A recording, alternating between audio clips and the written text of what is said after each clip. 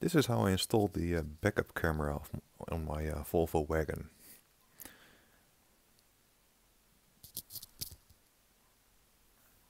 The tailgate is made of plastic. Makes it easy to drill a hole through it. Makes the installation a lot easier than metal.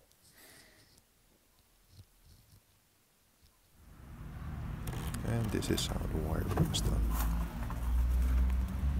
Here it enters the tailgate.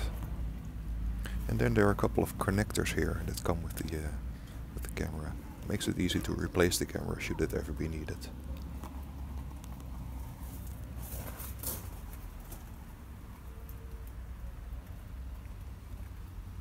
Now, getting the wires through this bit of rubber is a royal pain. You can detach the square piece and that makes everything a lot easier. And here it enters the car. Now instead of running it down, I chose to run it over the window, over the side window, then down the C-pillar, as you can see here. And that makes it a bit easier to fetch the wires through the roof instead of going down. And then it goes down next to the seats and to the bottom of the door.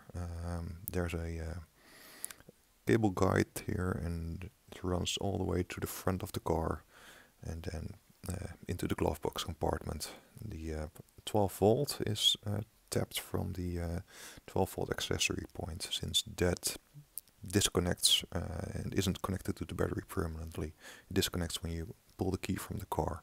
Most other points are on all the time. And here it's working. You don't want to drain your battery for a stupid display.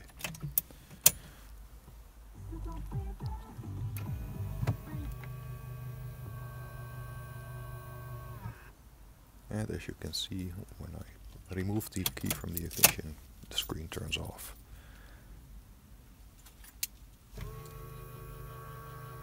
Now when I park the car, the lowest point on the screen gives me this much room, so I have about 30 centimeters of space left, and that's pretty ideal actually. That's it, thanks for watching.